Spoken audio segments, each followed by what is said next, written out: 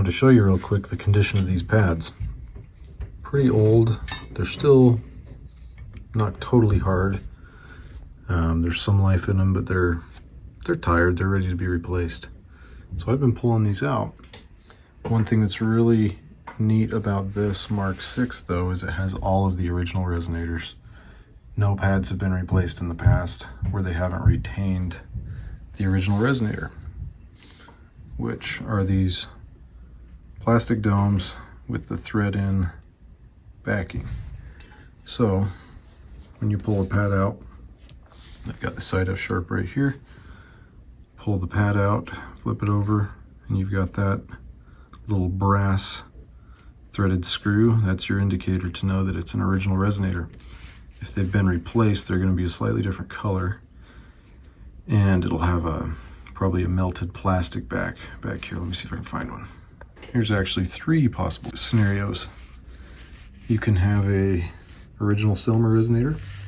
You can have an older style Selmer pad with a plastic solid resonator that doesn't have a threaded screw, or you can have a more modern style like Music Medic does here, where they do have a metal press fit insert. So those are probably the most 3 likely scenarios you're going to run into if you are finding plastic resonators in Mark 6. They're slightly different colors, as you can see. The Selmer style resonator is slightly in between. It's not very light, it's not super dark. But yeah, just kind of an interesting tidbit. It's kind of cool to work on one where all of them are intact so I can reuse them and not have to replace them with a matching set of either metal or plastic, depending on what the player wants. So that's just a little information about Selmer style thread-in resonators. All right, there's all the resonators. These little ones are quite tricky to get out. You have to slice the pad open and then extract it. And then I was using these spring inserting pliers, since I've got a little round opening, putting the resonator in there to hold it, and then unthreading the little screw part. So that's what I did there. But there they are.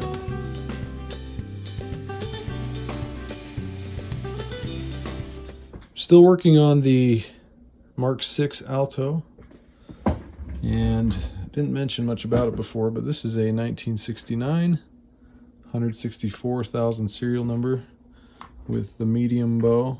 You can see these 2 collars are slightly offset.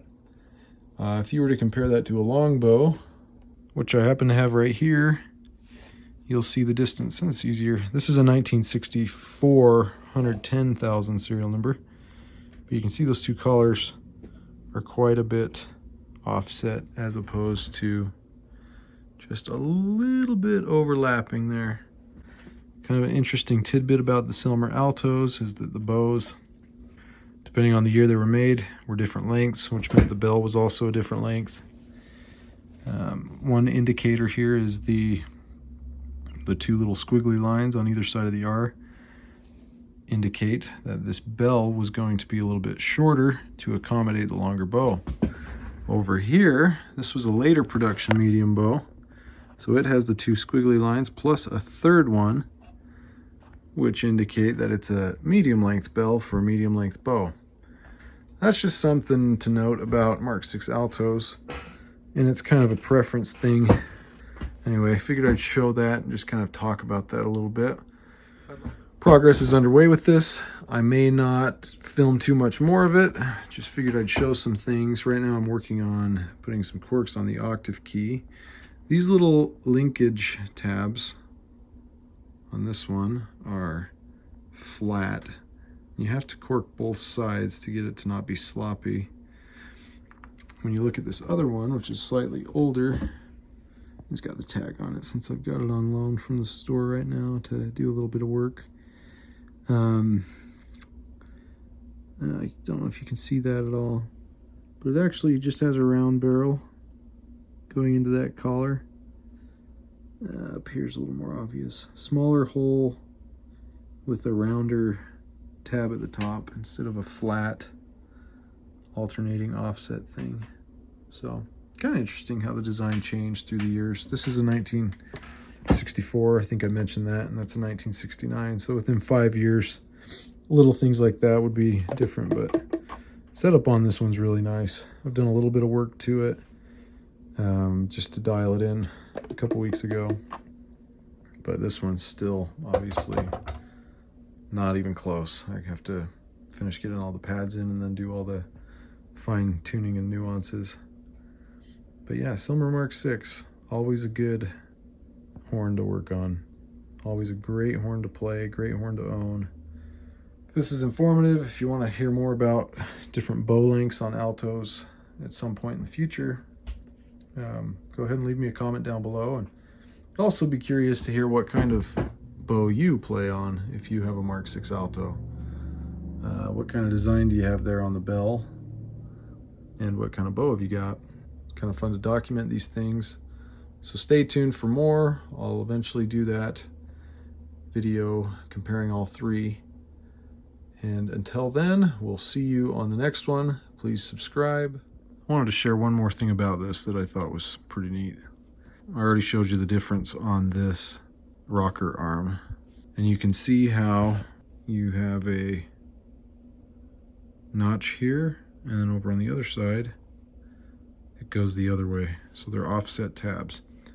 In order to know which linkage piece, that one versus that one, you want to have go into this key. The last repair tech did something that I'm appreciating right now.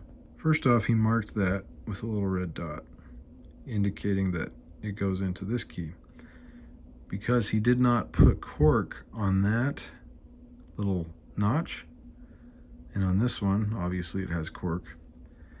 But what he did instead was added the cork to the inside of this little tube there. And I started scraping it off, you can see it there.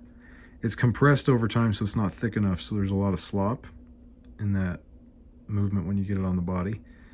But I really like this logic. It's foolproof. You'll always be able to put the rocker arm in the right position if instead of gluing the cork to the rocker arm, you glue it to the inside of that sleeve. So there's a little tip for you in case you didn't know. And again, every manufacturer of saxophone has a different style rocker arm. Most of them follow the same fundamental principle if it's a modern horn, but these old Selmers were the first ones to implement that design, and so I think that's why you get a little bit of variation from one Mark 6 to another. There's a couple different styles at least. Anyway, figured that was a helpful tip, and I'm going to continue on. All right, I have got the medium bow 1969 Mark 6 up and running. It's playing great.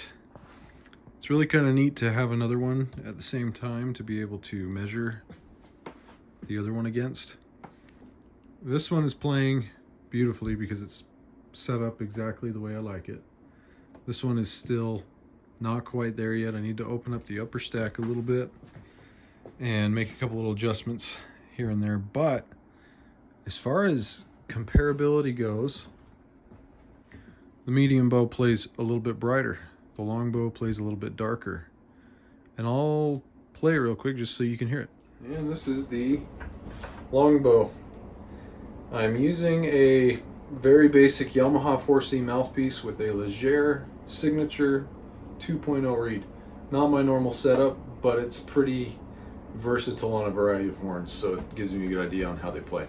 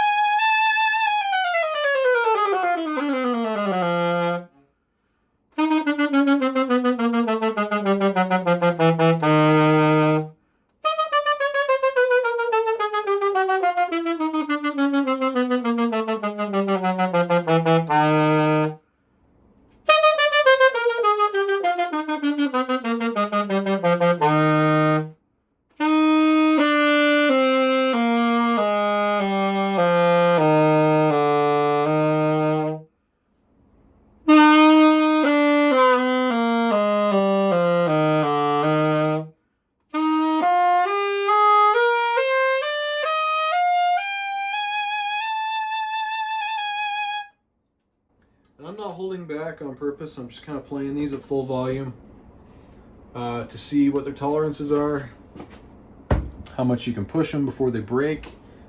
Because one of the things I like about a Mark 6 is that you can push it, especially in the high end, and it will get a nice crackle break to the sound. Easy to overblow, I guess is another way to say it, kind of like on this Fork F.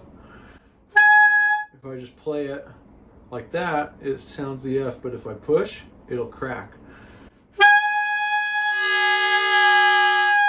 Right there like that, and that's awesome. It's awesome that these do that so easily compared to a lot of other horns.